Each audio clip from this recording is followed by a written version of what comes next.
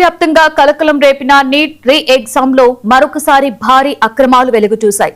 బీహార్లోని లస్కరాయ్ నీట్ రీ టెస్ట్ కేంద్రంలో ఈ మోసం బయటపడింది. నిన్న జరిగిన పరీక్షలో 9 మంది ఫేక్ అభ్యర్థులు అసలు విద్యార్థుల స్థానంలో పరీక్ష రాసినట్లుగా పోలీసులు గుర్తించారు. వీరిలో డాక్టర్లు, ఎంబీబీఎస్ విద్యార్థులు ఉన్నట్లుగా తేలింది. బయోమెట్రిక్ సిబ్బందితో కుమ్మక్కై ఈ మోసానికి పాల్పడినట్లుగా వెల్లడించారు. ఈ కేసులో 14 మంది బయోమెట్రిక్ సిబ్బందితో సహా మొత్తం 24 మందిని పోలీసులు అరెస్టు చేశారు.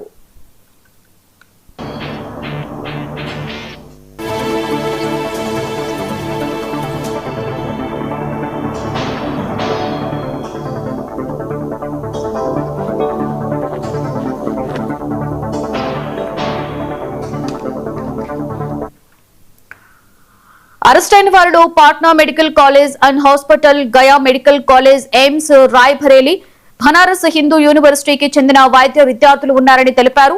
ఇందులో సాల్వర్ గ్యాంగ్ లో కీలకంగా ఉన్న డాక్టర్ అర్పిత్ రాజ్ ను ప్రధాన సూత్రధారిగా భావించి దర్యాప్తు చేస్తున్నారు.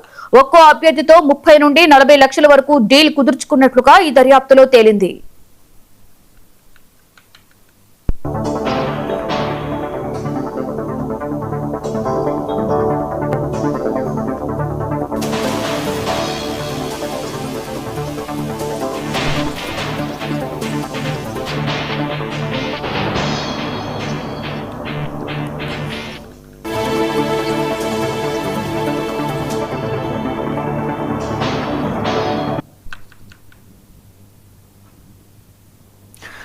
బ్రిటన్ ప్రధాని కీర్ స్టార్మర్